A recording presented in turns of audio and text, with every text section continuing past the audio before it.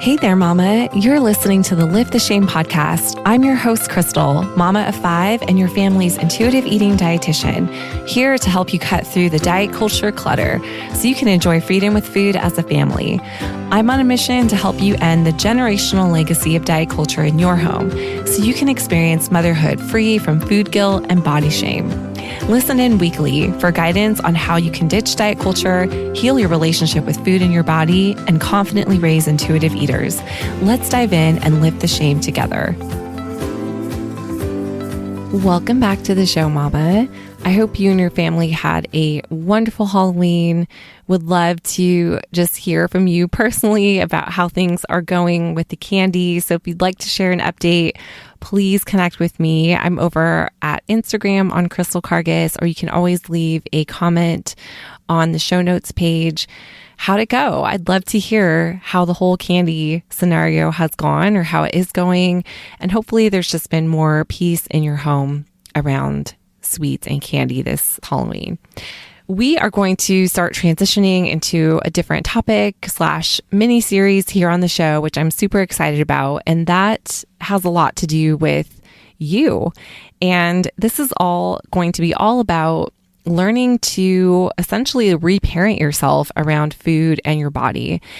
This is such a crucial topic and part of raising an intuitive eater, and something that is even more important, I think, for parents who are working on healing their relationship with food and their body, because so much of how we interact with our kids and how we feed our kids and how we relate to them when it comes to food and their body comes from us and comes from that part of us that experience different things growing up around food and our bodies as well. And so we're going to explore this from a lot of different lenses. I'm excited to begin bringing on some guest speakers to talk about this from different angles and different points of views. And really it is a broader topic, and I'm not sure how long this mini series might be. We might go through it for a couple months. We'll see, because there's definitely a lot of different things here that we can explore and unpack together. I just want you to be encouraged in knowing that you are doing a great job. Parenting is hard.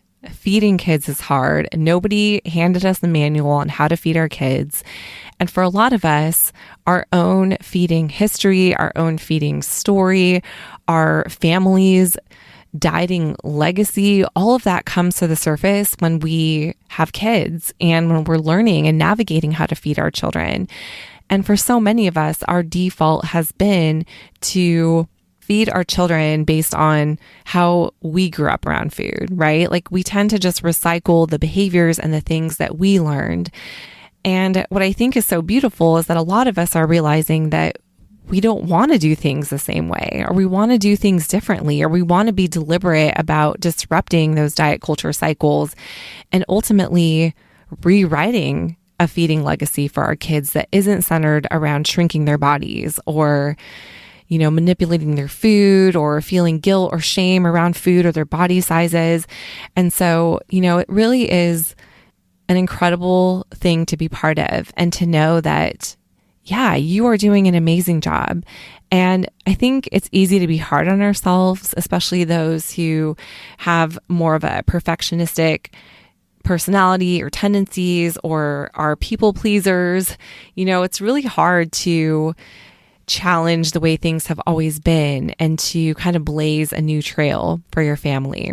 And one thing that I heard a colleague of mine say recently, and she was speaking more broadly, not just about food in particular, but just about these generational cycles that we're working so hard to upend and challenge in our family histories. You know, it's not our job to end these cycles completely. And I just want you to sit with that for a second, because, you know, we feel that pressure, right? Like if you are part of a family whose legacy has been dieting or shrinking your body, or, you know, passing down shame and guilt around food and around body sizes, you know, there's some fire that comes with that, where it's like that mama bear in you is just roaring and saying, no, I will not let this go on to my kids. And yes, like I stand with that. And I totally resonate with that. At the same time, though, I think it's also important to just give ourselves grace for the journey and to recognize that, again, that responsibility cannot solely fall on us, but that maybe we can do enough to shift the cycle, right? To start creating new pathways that our kids can begin exploring. Because those generational cycles that so many of us are trying to disrupt have been continued on. Like, I mean, if you look back into your family history, I'm sure you can see it extend past generations and generations. And I know I've worked with many moms who, can tell me stories about their grandmothers or great grandmothers and, or stories that have been passed down about dieting or beliefs around food or wanting to maintain this certain body size. All of that, we can trace it back for many generations. And it is a lot of pressure to feel like, man, I need to be the one to end all of this. It's a lot, and it's a lot of work, and it's a lot of hard work.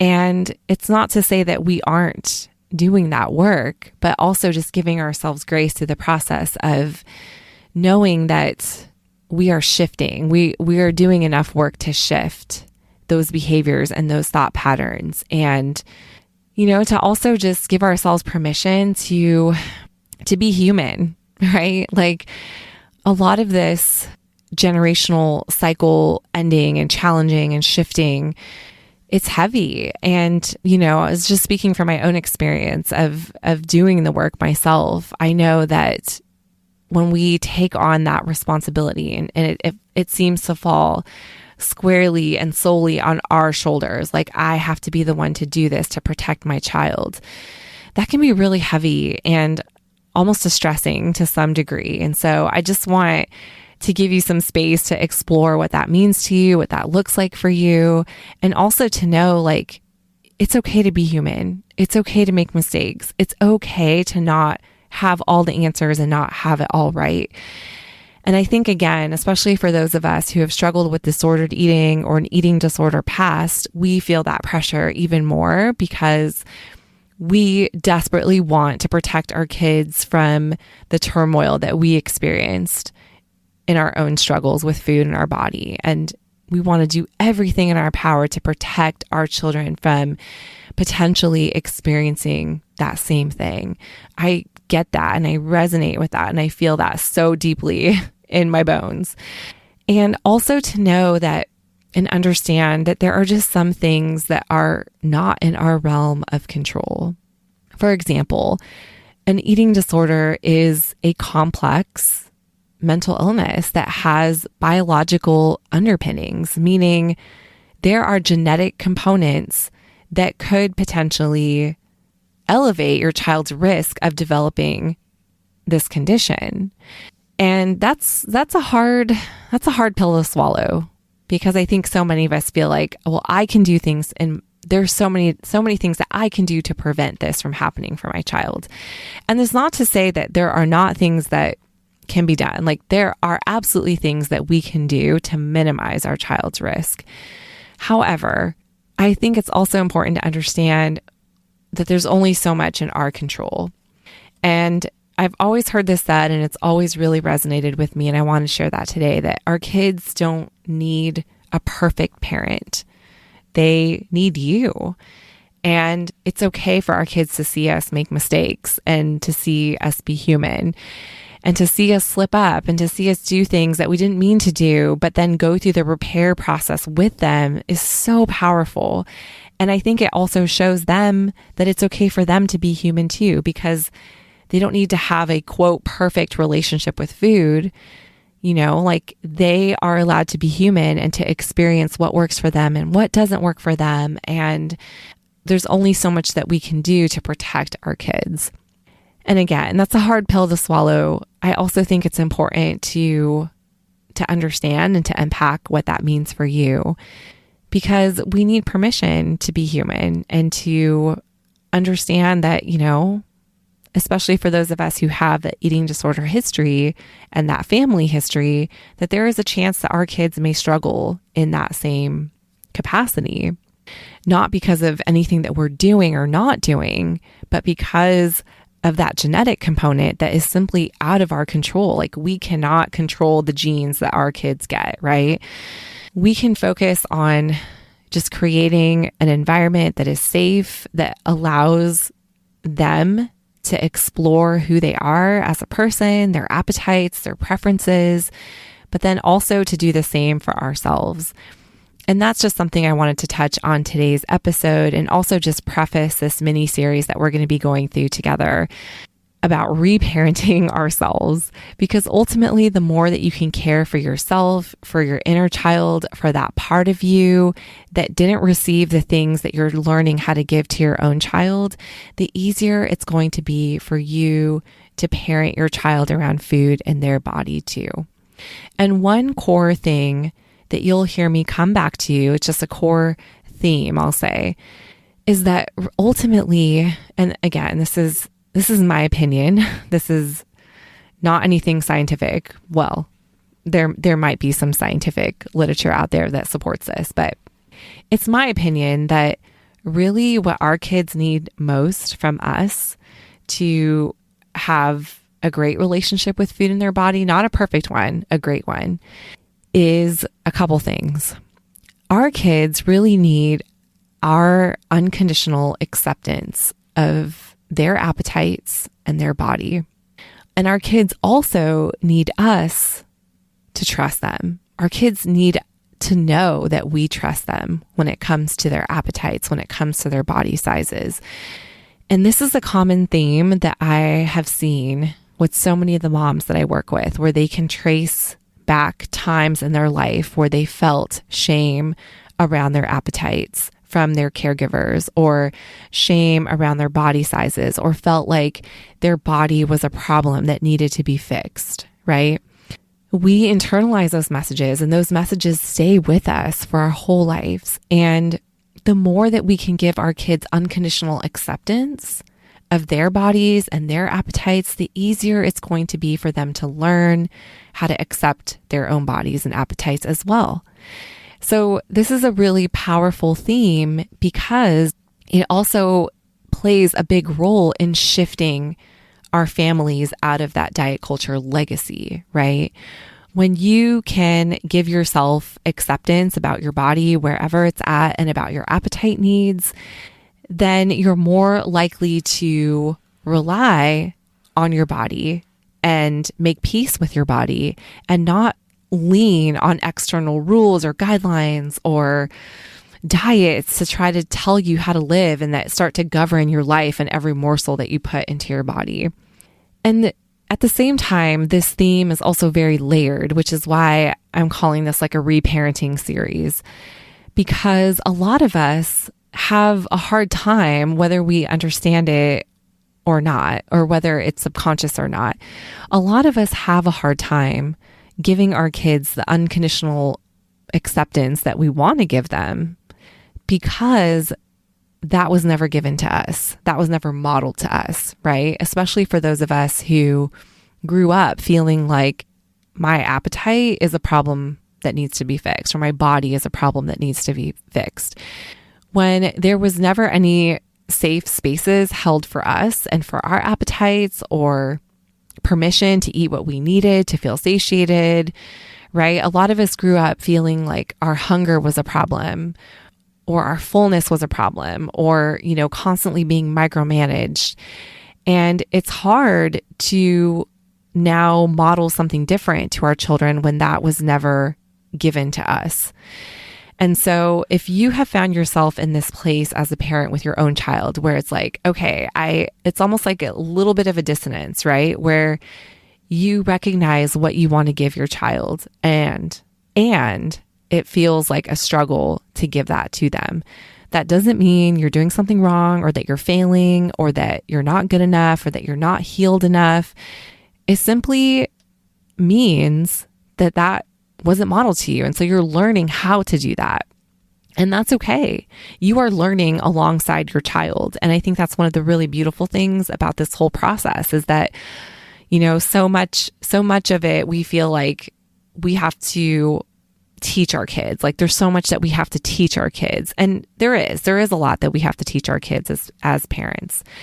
However, there's also so much that we can learn from our kids. And I think when we navigate these different feeding challenges that come up with our children, it's a real opportunity to discover more about ourselves and parts about ourselves that we didn't even know are there or were there. And being a parent really shines a light on those parts and gives us an opportunity to give them more attention and to do some deeper healing work that we may have not been able to do otherwise. And truly, that is one of the most incredible gifts that motherhood has given me, is really just like learning my capacity and leaning into the discomfort that has come up for me around different issues. And so I really want to encourage you to do the same. And how can you start with this? Well, one main step that I like to encourage parents to do is to simply practice awareness and self-compassion around any discomfort that comes up for you when it comes to your child's appetite, how they eat, their mannerisms around food, and their body sizes. The more that you can start to hone in and identify what those things are, those things will give you direct clues as to the areas in your own life where you could use reparenting around.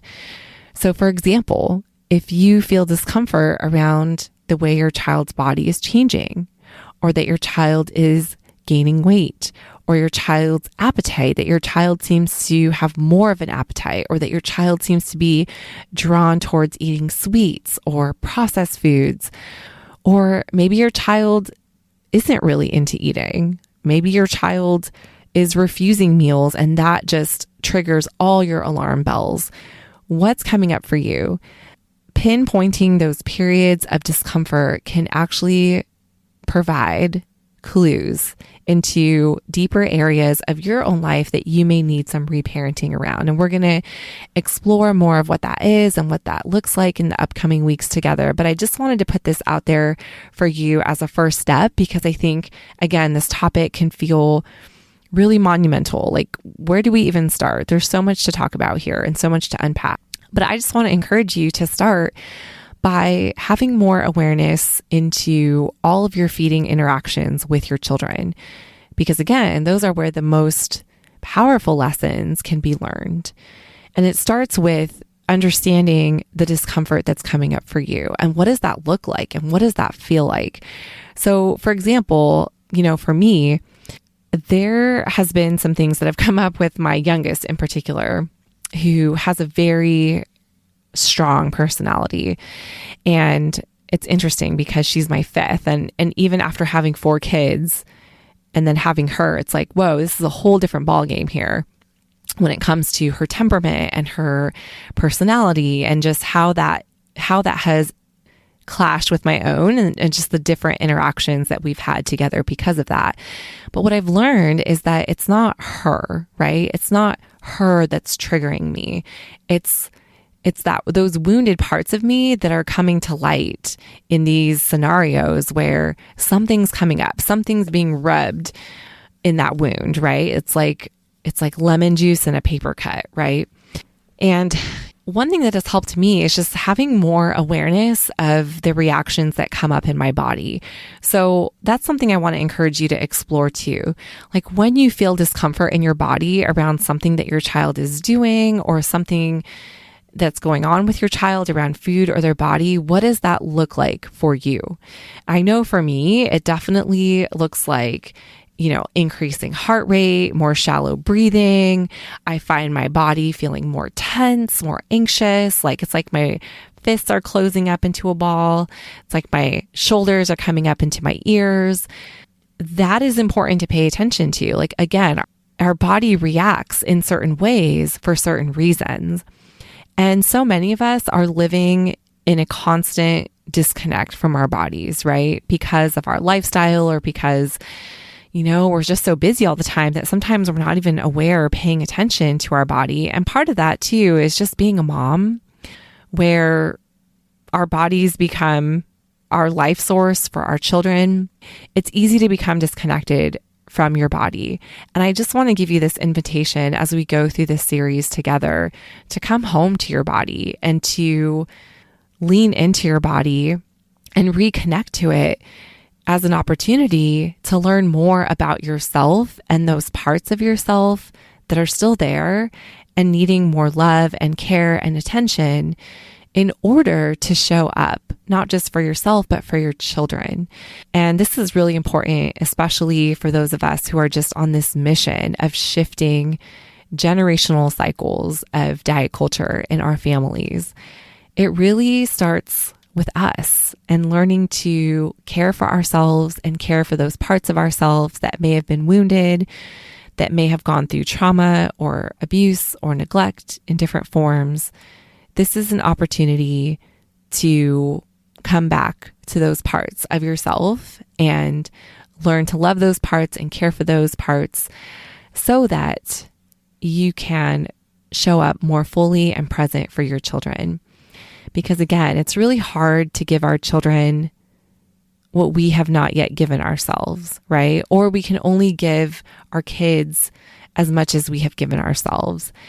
On the flip side, when we're able to do this healing work, especially around our relationship with food and our bodies, it's a beautiful opportunity to show up for our kids in different ways too, in ways that we have maybe never thought possible. So this is a long introduction to our new mini series that's coming up, but I am just excited to be on this journey with you and would love to hear from you. Really, this podcast is meant to be a service for you, a resource for you to help you on your journey. And I would just love to hear from you. What would you like to explore in this topic of reparenting yourself around food and your body to better show up for your kids? What would you like to hear about? What would you like to explore further and just unpack? And as I mentioned, we'll be having some guests coming on, which I'm super excited about, to talk about this a little bit more, because again, I think so many of us have been so disconnected from ourselves for so long that we can find it challenging to understand what we need or how to care for ourselves in ways that are truly life-giving. So stay tuned for more. But in the meantime, I would love to hear from you. If you want to come to the show notes, there's a place where you can leave me a voice message, or you can leave a comment, or you can connect with me on Instagram at Crystal Cargis. Send me a DM and just let me know what you're excited to hear about, what resonates with you, what questions you have, and we will just continue this series in a way that will answer your questions and support you wherever you may be on your journey today. But as always, I just want to thank you for being here, for being part of this show. And the most important part of this show is really you, and just hearing from you and knowing that this is a resource to help you along your journey. So I appreciate you. Thank you for showing up and for listening and for tuning in. And as always, if I can do anything to help support you, I'd love to hear from you. But looking forward to diving into this series, and we will continue next week talking more about this topic of reparenting. So be sure to tune in, and can't wait to continue the conversation. All right. Thanks for showing up, and I can't wait to see you next week. Thank you for listening to this week's episode of the Lift the Shame podcast. For more tips and guidance on your motherhood journey, come connect with me on Instagram at Crystal Cargis. Until next week, Mama, I'll be cheering you on. Bye for now.